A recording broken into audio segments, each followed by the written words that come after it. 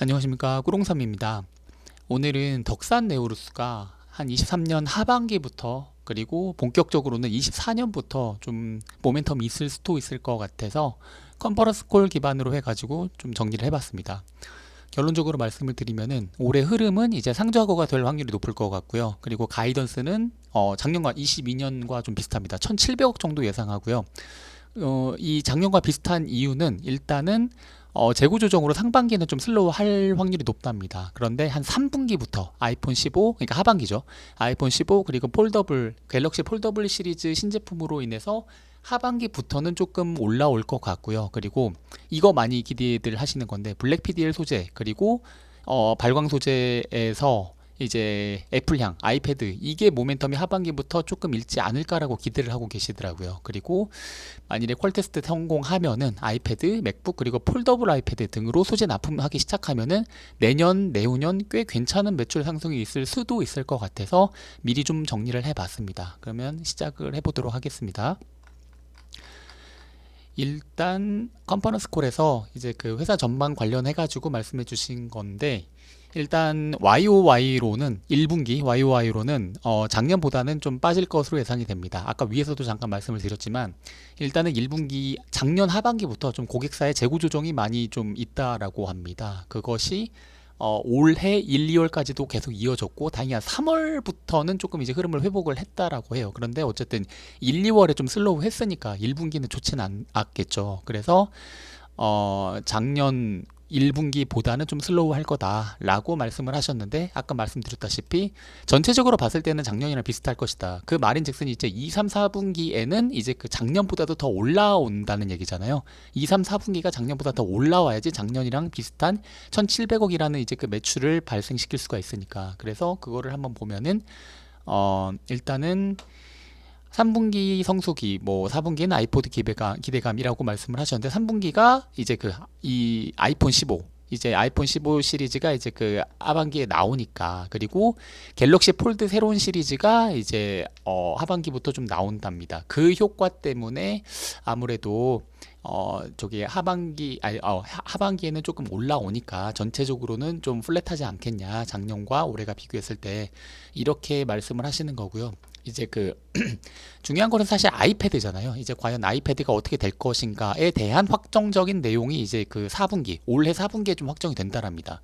올해 4분기에 확정이 되면은 실질적으로 매출 발생은 이제 24년부터 좀 발생을 하겠죠. 그래서 좀 더 구체적으로 말씀을 드리면은 이제 패널 회사들에서 그러니까 뭐 SDC 그러니까 삼성 디스플레이나 LG 디스플레이나 그리고 중국의 BOE나 이 패널 회사들에게 아이패드 수량이 일단 확정이 될 것이고 그러니까 4분기에 올해 4분기에 그리고 어떤 밴더에 어느 정도 들어가는지가 그때 확정이 되니까 우리 쪽이 얼마만큼 수혜가 되는지도 이제 그때 가서 좀 결정이 될 것이다 라는 것이 이제 그 IR 담당자님의 말씀입니다. 참고 말씀드리면은 이제 덕산 네오로스 같은 경우에는 이제 삼성 디스플레이 향으로 이제 소재를 납품을 하고 있죠.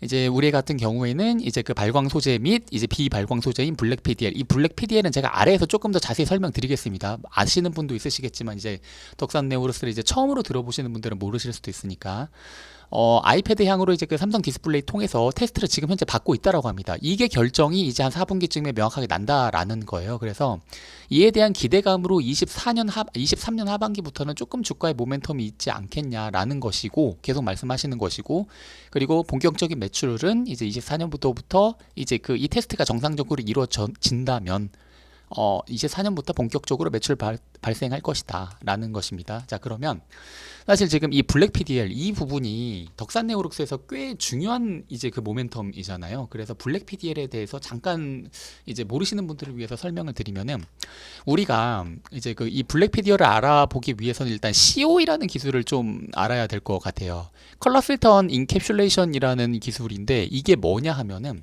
지금 여기 보시면은 이게 이제 그 디스플레이 패널입니다. 그러니까 이쪽 보시면 좋을 것 같은데 이게 지금 이제 그 평광 필름이라는 건데 이게 평광 필름이고 위쪽에 있죠. 이렇게 위쪽에 있죠. 그리고 이게 지금 이제 디스플레이 패널입니다. 그러니까 디스플레이 패널 위에 평광 필름이 이렇게 한 50 마이크로미터 정도의 사이즈로 위에 이렇게 위치하고 있는데 이게 뭐냐 하면은 그러니까 이 디스플레이만 그냥 있으면 되는 거 아니야? 왜 평광 필름이 이렇게 위에 붙어 있어 가지고 굳이 두께를 좀 두껍게 가져갈 수밖에 없는 구조로서 이제 이 이 전체 패널을 가져가고 있지? 라고 생각하실 수도 있는데, 이게 어떤 역할을 해주냐면은 디스플레이가 여기서 이렇게 있는데, 이 디스플레이가 이제 그 빛을 발하지 않습니까? 그런데 이 디스플레이가 우리가 낮에 보면은 밝은 데서 디스플레이를 보면은 잘 안 보이잖아요. 그런데 밖에서 이제 그 햇빛 같은 게 이렇게 쫙 들어옵니다. 그러면은 이 디스플레이는 기본적으로 그러한 햇빛을 반사시키는 기능을 해요. 반사시키는 어떤 그 특성을 가지고 있습니다. 그렇기 때문에 이 빛이 들어와서 디스플레이를 맞고 반사돼서 그 반사된 빛이 우리의 눈으로 들어가게 되면은 반사된 빛과 햇빛이 반사되는 빛과 이 디스플레이에서 비추는 이 빛이 같이 혼합돼서 우리 눈으로 들어온단 말이에요. 그러면은 이 디스플레이에서 보여주는 이 영상이 잘 안 보입니다. 그렇기 때문에 이 편광 필름이 어떤 역할을 해주냐면은 밖에서 들어온 햇빛이 이 디스플레이를 맞고 반사가 된 것을 이제 흡수해 주는 겁니다. 그렇기 때문에 우리가 이 편광 필름이 있음으로써 디스플레이가 조금 더 잘 보이게끔 하는 거거든요. 그런데 이제 여기까지 이해가 되셨으면은 무슨 역할인지는 알겠다라고 생각하실 수 있으실 건데, 문제가 있습니다. 문제가 뭐냐면은 이 편광 필름이 오로지 햇빛이 패널에 맞고 반사된 그 빛을 흡수하는 역할만 하는 것이 아니라, 그러니까 사실은 흡수가 아니라 이렇게 다른 데로 흐트러버리는 건데, 그 역할만 하는 것이 아니라 이 디스플레이에서 이 패널에서 나오는 빛도 한 4-50% 정도를 없애버립니다. 그러니까 이 발광 효율을 좀 저하시키는 어떤 역할도 해버리는 거예요. 이 편광 필름이라는 것이. 그렇다고 해서 이 편광 필름을 없앨 수는 없습니다. 이제 낮에 이제 이 디스플레이를 볼 때에 이 반사되는 것이 그대로 우리 눈으로 들어오면 안 되기 때문에, 그렇기 때문에 이 디스플레이 패널에서 어느 정도의 효율이 감쇄되는 것을 감안하고라도 이 편광 필름을 이렇게 붙이는 겁니다. 그런데 여기 이 그림이 조금 더 이제 그 방금 제가 말씀드린 것을 좀 그림으로 이제 표현을 한 건데, 이 2번을 보시면 좋을 것 같은데, 햇빛이 비치는 것을 이 디스플레이, 이게 지금 편광 필름입니다. 여기에 부딪히고 나올 때 이것을 다른 데로 흐트러버리는 약간 이런 역할을 하는 것이 편광 필름입니다. 그런데 그래서 어쩔 수 없이 어떤 일이 발생하냐고 말씀을 드린 거냐 하면은, 이 패널에서 나오는 이 빛도, 이 패널에서 비춰주는 어떤 이 영상에 해당하는 이 빛도 이 편광 필름에 의해서 어느 정도 걸러버리는 효과가 발생한다고 했습니다. 그렇기 때문에 발광 효율이 조금 떨어진다라는 얘기를 지금 제가 말씀을 드린 겁니다. 그래서 이제 개발된 게 바로 이 COE라는 이 기술입니다. 지금 여기 보시면은 이 위쪽에 지금 편광 필름이 사라졌죠. 그러면 그러면 편광 필름이 사라졌으니까 외부에서 들어오는 빛 반사에 대한 것은 어떻게 우리가 없애는 거지? 라고 생각할 수도 있는데, 바로 이겁니다.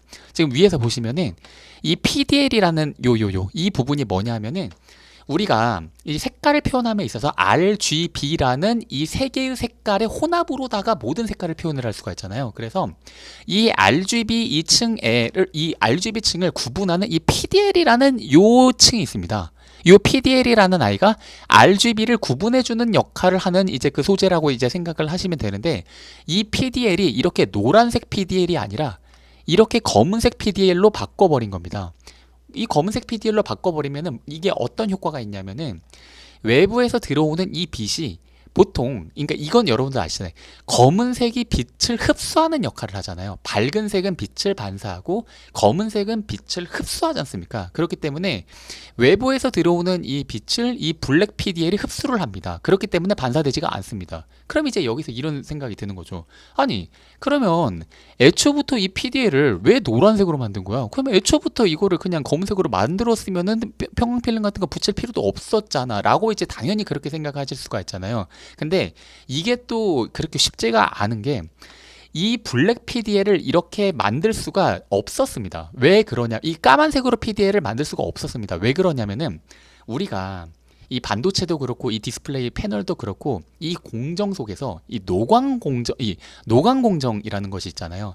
이제 빛으로 어떤 이 회로를 그리는 이제 그 어떤 그러한 공정이죠. 그런데 다량의 빛을 이 패널에다가 이렇게 쫙 비췄을 때에 여기 까만색에 그러니까 노광 공정에서 들어오는 빛이 강하게 들어오기 때문에 이 패널을 노광 공정에서 이제 그렇게 원활하게 만들 수가 없었답니다. 그렇기 때문에 그래서 이거를 해결할 수 있는 기술이 필요했다고 해요. 그러니까 좀 정리해서 말씀을 드리면은 노광 공정에서 들어오는 빛을 이 검정색 PDL이 다 흡수해 버리면서 패널을 만들기가 쉽지 않았던 겁니다. 그래서 이러한 어려움을 해결한 게 바로 이 COE라는 기술인 거고, 그때 그 COE라는 기술을 활용을 해 가지고 이 PDL이라는 요 역할로서 활용되는 소재를 만드는 것이 바로 덕산 네오룩스의 블랙 PDL이라는 바로 요 소재입니다. 그래서 결론적으로 말씀을 드리면은 이 블랙 PDL을 사용을 하게 되면은 이제 그 패널 소비 전력이 한 25% 정도 이제 올라가게 됩니다. 그리고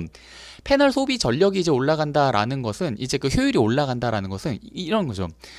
어떤 빛을 내기 위해서 더 센 전류가 흐를 필요가 없는 거예요. 그러니까 더 센 전류가 흐를 필요가 없으니까 OLED 재료의 수명도 올라갑니다. 그리고 아까 여기에서 편광 필름이 있었을 때에는 그게 한 50 마이크로미터 정도의 두께가 이 위에 이렇게 있었었는데, 지금 여기는 지금 5 마이크로미터 정도의 두께만 이렇게 있죠. 그러니까 훨씬 얇아졌지 않습니까?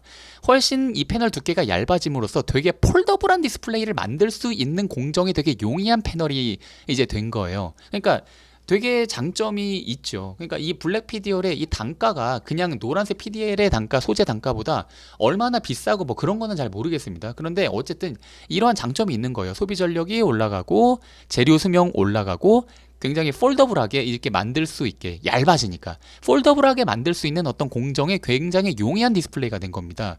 그래가지고 이제 요렇게 이게 지금 이제 덕산 네오룩스를 원래 좀 보시던 분들은 아셨을 텐데, 이거 21년 중반쯤에 이렇게 지금 7만원 중반까지 이렇게 찍었거든요. 이게 그때 이 블랙 PDL 기대감으로 여기까지 올랐었는데, 그러니까 뭐 이런 거죠. 블랙 PDL이 이제 본격적으로 이제 상용화가 이때쯤 됐거든요. 그래가지고 야, 이거 이제 그 기존 편광 필름 들어가던 이제 공법 전부 다 빠른 칩들로 대체해 버리는 거 아니야? 이러한 기대감을 가진 겁니다. 그러니까 구체적으로 숫자도 그러니까 구체적으로 숫자도 이제 나왔는데, 기존에 삼성 디스플레이에 이 그 노란색 PDL을 납품했었던 업체가 일본에 이제 그 도레이라는 업체가 이제 그 삼성 디스플레이에다가 이제 노란 PDL을 만드는 소재를 납품을 해줬는데, 그때 도레이가 그 발생시킨 매출이 1000억에서 한 1500억 정도가 돼요. 그러니까 그거를 만일에 전부 다 이 블랙 PDL로 덕산 네오룩스가 대체를 하게 된다라고 하면은 이제 1000억에서 1500억 정도의 매출을 더 이제 그 덕산 네오룩스가 높일 수가 있는 거죠. 그런 기대감이 이때 당시에 지금 녹아 들어간 겁니다, 주가에. 참고로 말씀을 드리면은 덕산 네오룩스의 매출액이 이 정도입니다. 여긴데 만일에 그러니까 2021년에 1900억, 뭐 2020년에 1400 이 정도입니다. 그런데 여기에서 한 1000억 이상 정도가 애드가 된다라고 했을 때의 기대감이 저기에 이제 붙은 겁니다. 네. 그런데 이거 뚜껑을 까 보니까 그렇게 안 됐죠. 그러니까 이게 굉장히 빠르게 뭔가 그 해당 편광필름 공법들을 좀 이렇게 대체를 할 줄 알았는데 그렇진 않았습니다. 그래서 결론적으로 말씀을 드리면은 현재까지도 지금 이 블랙 PDL이 들어간 공법을 사용하고 있는 것은 갤럭시 폴드 3랑 갤럭시 폴드 4 정도에만 지금 적용이 된 상태라고 해요. 그러니까 뭐 여기도 제가 써놓기는 했는데, 이 덕산 네오룩스의, 제가 봤을 때 덕산 네오룩스의 최고 주가 모멘텀은 이 블랙 PDL의 침투율에 대한 기대감입니다. 그래서 이게 어떻게 될지를 좀 꾸준히 좀 트래킹을 해봐야 되는데, 여튼 지금 퀄테스트 통과 대기하고 있는 게 이제 그 노트북 하이엔드급으로 올 3분기쯤 이제 결정되기를 기다리고 있다. 그리고 아까 말씀드린 아이패드, 노트북 하이엔드급, 그리고 아이패드, 그리고 이거 딱 보셔도 아시겠지만 이 노트북 패널도 그렇고 아이패드도 그렇고 아이폰보다는 훨씬 더 이 면적이 넓잖아요. 면적이 넓으니까 당연히 소재도 많이 들어갈 거고요. 그러니까 뭐 이러한 것도 좀 생각을 해볼 수가 있는 겁니다. 그래서 특히나 이게 애플이 아이패드 향으로 이제 블랙 PDL을 상당히 뭐 원하고 있다라고 합니다. 그러니까 뭐 이거는 뭐 이제 덕산 네오룩스의 IR 담당자님 말씀이시니까 뭐 어느 정도 이제 좀 잘 걸러서 듣긴 해야 되겠죠. 하여튼 근데 상당히 원하고 있다. 그리고 또 하나, 이거는 지금 뭐 퀄 테스트 중인 거는 아니고요. 이제 그 삼성의 갤럭시 S24 울트라 쪽으로 이거 테스트 대기하고, 그러니까 여기 있는 노트북 하이엔드급으로는 지금 퀄 테스트 이거 퀄 테스트 중이고, 아이패드도 지금 퀄 테스트 중이고, 그리고 이제 그 이 갤럭시 S24 울트라 이거는 퀄테스트 대기 중, 그러니까 퀄테스트 진입은 아직 안 한 겁니다. 이러한 것들이 지금 현재 덕산 네오로스가 이제 그 블랙 PDL 관련을 해 가지고 채택될 여지가 있는 제품들 이제 세 개입니다. 그리고 방금 말씀드렸지만 대면적이죠. 예, 노트북도 그렇고 이제 태블릿도 그렇고 갤럭시 S24 울트라도 이제 그 기존 이제 핸드폰보다는 좀 대면적이니까 대면적이고, 그러니까 이런 것들이 어떻게 좀 그러니까 좀 어려워요. 모르겠습니다. 그러니까 이것들이 지금 어느 정도 시장에 알려져 있는 내용들이잖아요, 사실은. 그래서 그러한 기대감이 어느 정도까지 지금 이 덕산 네오룩스의 이제 그 주가에 녹아져 있는지는 솔직히 잘 모르겠는데, 이것들은 좀 이제 공부를 하면서 계속 좀 이제 봐야 될 것 같습니다. 하여튼 2024년에 굉장히 뭔가 이 블랙 PDL 관련해서 기대감이 높은 것은 맞습니다. 그리고 이제 계속 하시는 말씀이 이제 하반기에 아이패드 트리거가 되어가지고 이제 OLED 쪽에 빅사이클 한 번 더 도래할 거야. 그리고 이제 이전 히스토리 좀 이제 말씀을 해주시는데 2008년쯤에 삼성전자에서 이제 OLED 넣으면서 빅사이클 한 번 왔어. 그리고 2017년에 아이폰 X에 이제 OLED 채택됐거든요, 처음으로. 그때 빅사이클 한 번 더 왔고, 이제 이번에 2024년에 아이패드가 트리거가 돼가지고 빅사이클 이제 이끌 거라고 보고 있어 라고 이제 말씀을 하시고 계신 겁니다. 근데 여기에서 약간 좀 이렇게 보시는 분들이 있을 거예요. 아니, 아이폰이나 뭐 갤럭시 같은 경우에는 야 그래도 아이패드보다는 수량 자체가 훨씬 더 많잖아. 그런데 이번에 아이패드 뭐 퀄테스트 통과하고 본격적으로 도입된다고 해가지고 2024년부터 무슨 뭐 그만큼의 이전에 가져왔었던 빅사이클만큼의 어떤 그러한 커다란 이벤트라고 봐야 될까라고 이제 생각하실 수도 있는데, 이거는 이제 좀 그러니까 아이패드가 대면적이잖아요. 그러니까 그 아이패드가 일단 기본적으로 뭐 11인치짜리, 12.9인치짜리 뭐 좀 그 인치가 조금 다르기는 하지만 평균으로 내봤을 때에 기본적으로 이 기본 폰 사이즈보다는 한 4배 정도의 이제 면적을 가지고 있고요. 그리고 아래에서 제가 더 정확하게 말씀드릴 겁니다. 그리고 IR 담당자분께서 정확하게 말씀해 주시기도 하셨고요. 이게 이 더블 텐덤 공법으로 들어간다라고 합니다. 더블 텐덤이면은 이제 그 두 겹으로 쌓겠다라는 건데, 그러면은 이제 그 소재가, 그러니까 2배까지는 아니고 한 1.5배 정도까지는 이제 소재가 늘어난다고 해요. 그러니까 이런 거죠. 수량이 주는 건 그러니까 수량이 아이패드가 이제 그 아이폰만큼이나 수량이 아이패드가 많은 거는 아닌 거는 맞습니다. 하지만 면적이 크고 들어가는 소재의 양이 많기 때문에 아이패드만큼의 어떤 이벤트는 될 수 있다라는 것이 이제 그 IR 담당자분의 이제 말씀이시기는 하십니다. 네. 그래서 이제 오케이. 그러면은 그만큼의 소재가 좀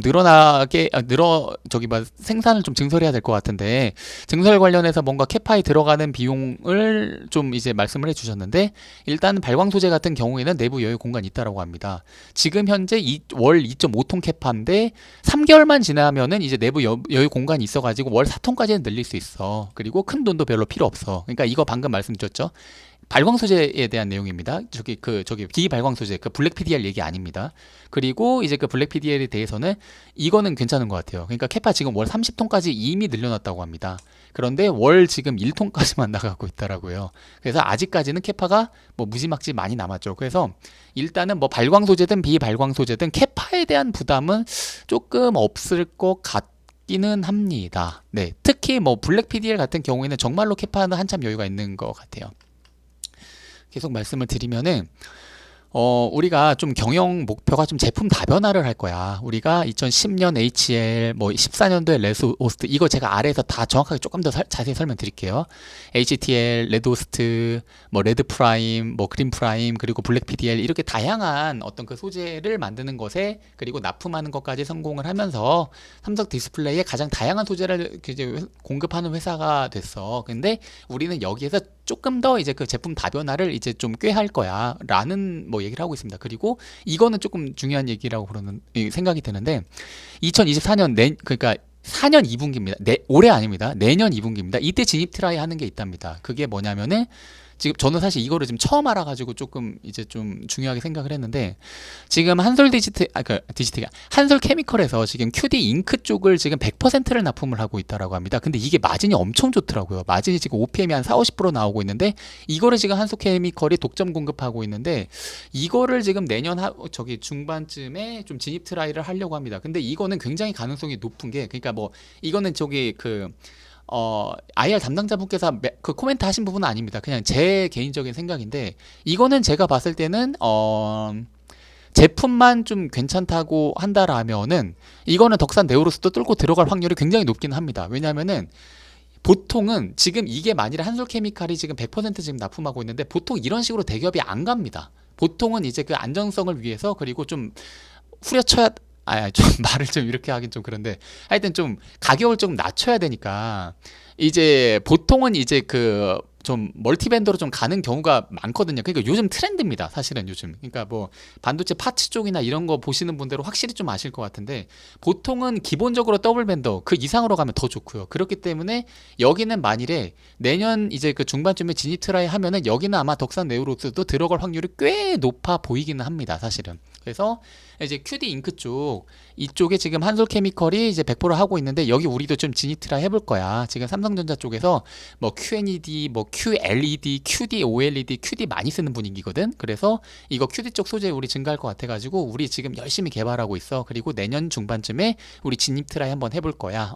그리고 이때는 이제 이건 조금 안타깝긴 한데, 만일에 이거 진입 성공한다라고 하면은 조금은 좀 대규모 캐펙스는 좀 발생할 것이다 라고 말씀하고 계십니다. 그래서 이것도 조금 자세히 설명드릴게요. 그러니까 뭘 설명을 드리려고 하냐면 이거 있죠. 그러니까 덕산 네오록스 모르시는 분들은 이게 뭐지? HTL, 레드호스트, 레드프라임. 그러니까 이게 기존의 덕산 네오록스가 이제 그 납품하고 삼성 디스플레이에 좀 납품하고 있는 제품들인데, 이거는 제가 아까 위에서 설명드렸습니다. 이거 말고 이 위에 있는 거, 이것들 잠깐 말씀을 드리면은, 이게 지금 그 디스플레이, 이제 OLED. 그러니까 디스플레이에서 OLED가 발광하는 원리거든요. 그러니까 이 위에 있는 제품들을 좀 말씀을 드리려면 OLED가 좀 발광하는 원리, 그리고 발광하는 이 레이어에 대한 얘기를 잠깐 좀 해야 되는데, 지금 이거 보시면은 이게 지금 실제로 빛이 나는 발광층입니다. 그리고 이 층이 지금 레이어가 지금 여러 개가 있죠. 근데 이 레이어가 여러 개가 있는데, 여기에서 왼쪽에서는 이제 전공 플러스 전극, 전공이라는 것을 왼쪽에서는 주입해 줍니다. 그리고 오른쪽에서는 이제 음극, 이 전자를 오른쪽에서는 이제 그 주입을 해 줍니다. 그래가지고 이 전공과 전자가 만나서 부딪혀서 발광을 합니다. 그러면서 빛을 내보내는 거거든요. 충돌해가지고 빛을 이제 발산을 합니다. 바로 이 발광층이 이제 그 에미팅 레이어라고 해가지고, 여기가 이제 그 실질적으로 빛이 나는 층이거든요. 그리고 여기에는 뭐 전공 전달층, 전자 전달층 뭐 이렇게 있는데, 이것은 이렇게 생각하시면 돼요. 전공을 원활하게 발광층까지 보내주기 위해서 필요한 어떤 이 전체 레이어에서는 보조 역할을 해주는 레이어라고 생각하시면 됩니다. 그리고 여기도 마찬가지예요. 여기는 이쪽은 전공을 원활하게 보내주기 위한, 이쪽은 전자를 원활하게 보내주기 위한 이러한 역할을 하는 이제 층이라고 생각을 하시면 되거든요. 자, 그런데 여기에서 제가 지금 이 얘기를 하는 이유는 뭐라고 말씀드렸냐면은, 이러한 제품이 대체 뭔지에 대한 이해를 한번 좀 해보자라는 어떤 취지에서 지금 이 얘기를 말씀을 드리고 있는 겁니다.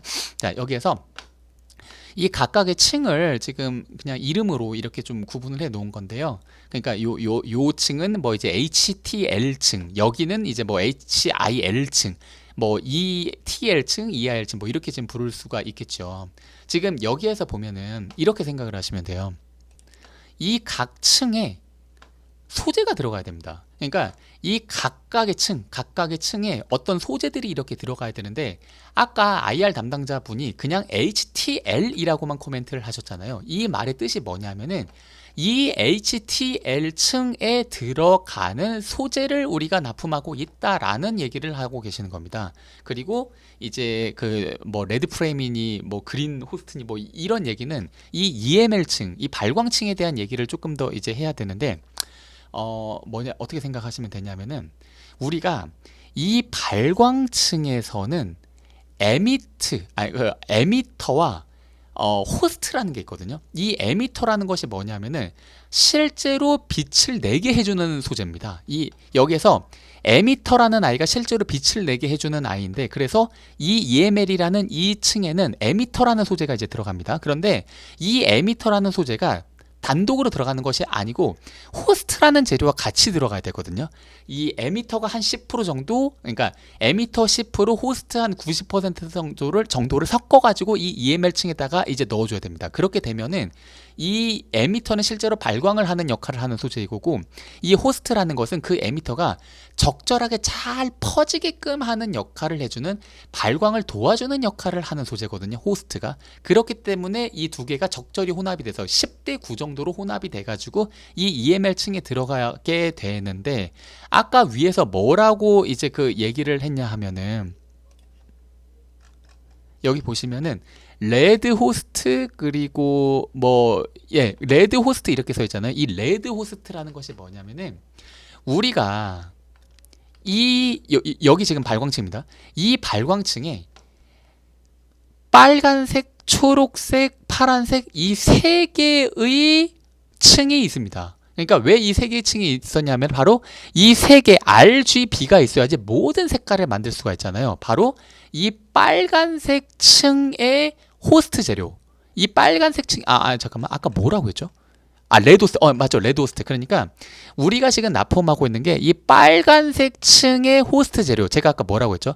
발광을 직접적으로 시키는 소재는 에미터입니다. 그리고 그 에미터를 적절하게 잘 분산시켜줘서 잘 빛을 내게끔, 효율적으로 내게끔 하기 위한 호스트라는 재료가 있는데, 바로 그 빨간색 빛을 적절하게 잘 낼 수 있게 도와주는 호스트라는 그 소재를 이제 그 덕산 네로룩스에서 이제 납품하고 있다라는 얘기가 지금 바로 이 한 단어로 내포하고 있는, 이 한 단어가 내포하고 있는 겁니다. 레드호스트가. 그리고 좀 길게 설명드리고 있는데, 레드 프라임이라는 것은 우리가 이 RGB가 이 EML층에서의 이 RGB에서 이 보조층이라는 게 있어요. 이 프라임이라고 이 각각의 RGB마다 이 보조층이 있는데, 이 보조층에 들어가는 소재를 납품하고 있는 겁니다. 자, 그래서 정리를 해보면은 HTL층에 들어가는 소재 납품하고 있고요.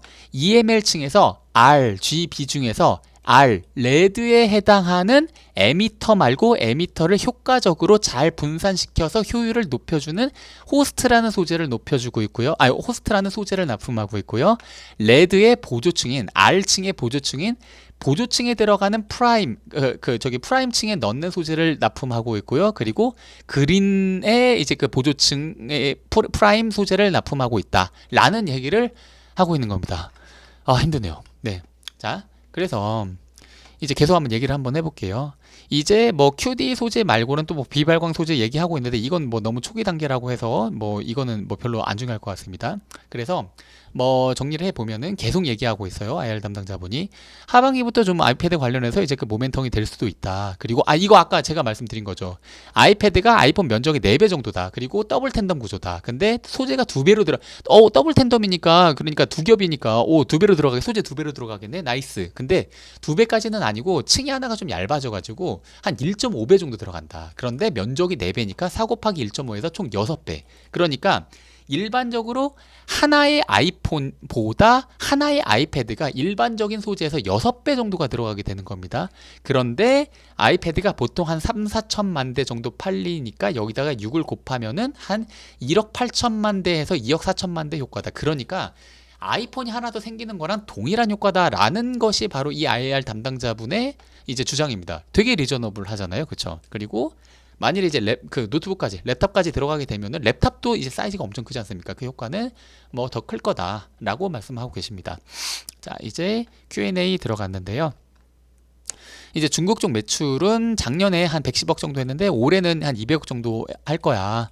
이 중국 매출은 이제 거의 다 이제 그 BOE거든요. 이제 그 덕산 네오룩스가 납품하는 쪽은. 그런데 이거 좀 구체적인 히스토리를 좀 들려주셨는데, 뭐 일단 리오프닝 효과 때문이고, 왜 110억에서 200억까지 이렇게 늘어날 거야? 라는 이유가, 이제 BOE 쪽에 그 소재 납품하는 업체 중에 벤더 쪽에 하나가 뭔 잘못을 했는지 우리 쪽으로 그 물량 넘어왔다라고 하네요.